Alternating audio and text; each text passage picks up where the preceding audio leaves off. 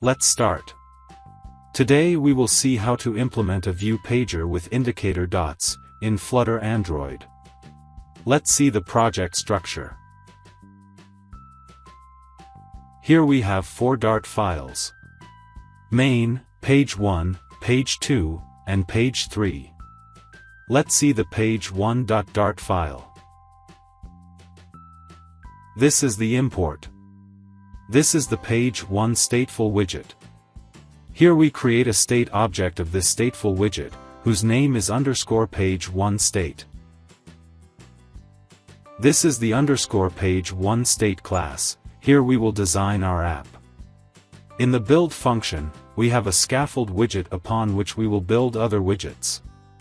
The app bar attribute is set to the app bar widget. Here we specify the title of the app bar.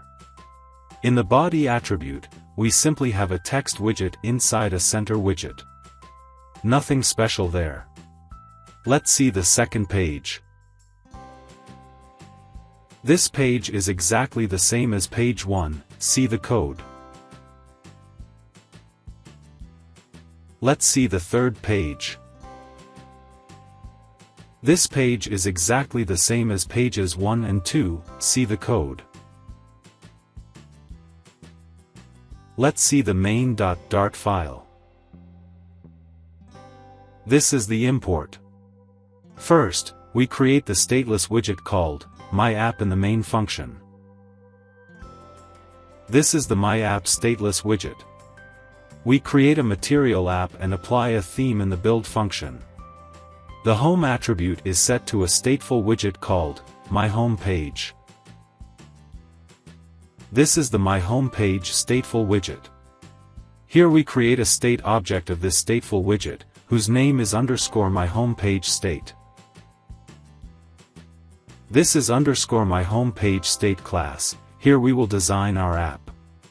In the data members, we have a page controller. The initial page number is set to 0. The current page variable is also set as 0.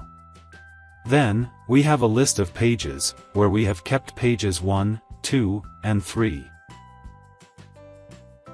In the build function, we have a scaffold widget upon which we will build other widgets. The body attribute is set to a stack widget. A stack widget is used when we want to overlay one widget over another. We are going to overlay the view pager dots on pages 1, 2, and 3. That's why we are using this stack widget. Inside that, we have a page view.builder widget. This widget creates our view pager. The scroll direction is set to horizontal. The reverse attribute is set to false. So that when we reach the first or the last page, we cannot scroll further. We have to scroll in the other direction. The item count is set to the length of the list of pages, which is 3. The onPage changed function is called when the user changes any page of the view pager. So when this function is called, we update the current page variable. In the item builder attribute, we design how each page should look like. Since we have already designed our 3 pages, we just pass that list of pages here. Then we call the build.indicator function. It is not a default function, but a custom function built by me. This function will create 3 dots at the bottom of the screen. And when the user navigates through the 3 pages, the dots will move accordingly. This is the build.indicator function.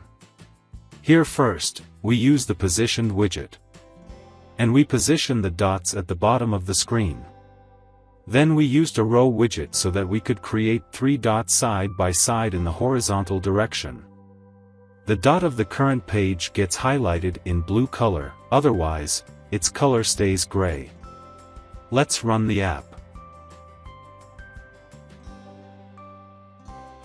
As you can see, our view pager is ready with our 3 pages, 1, 2, and 3.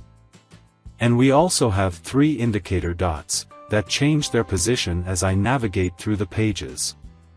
So that's it. That's how you can implement a view pager with indicator dots in Flutter Android. Thank you.